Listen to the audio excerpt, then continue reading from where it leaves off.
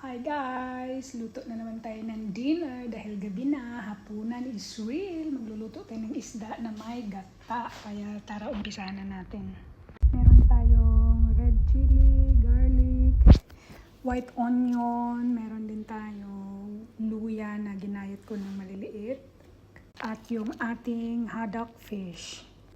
Prito na natin ating onion.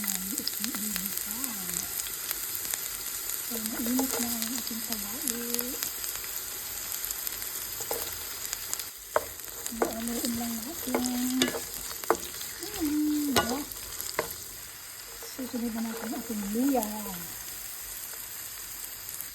At yung ating bawang. Garam masala. Beef. At yung ating dried chili flakes. Haluin natin guys. Yan ba?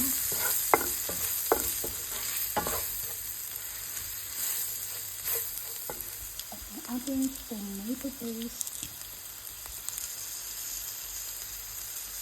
At isusunod na natin ating tubig na nagasa asin at paminta. Ayan na guys, pakukuluin lang natin yan ng mga 5 minutes. At dahil kumukulo na guys, isunod na natin yung ating sitaw.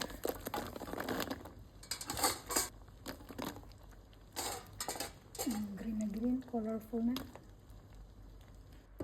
Hintayin lang natin guys na mambot yung ating sitaw. Isusunod na natin yung ating isda. Ilalagay na natin yung ating isda. Dahan-dahan lang. Ayan na. Basa yan. Ay, haddock yan guys. Yung isda natin. Ayan na guys. Ilagay na natin yung ating slice na red chilies. Uy, very colorful na. At ang bango na. Sarap. Yan. Luto na yung ating hapunan. Kainan na.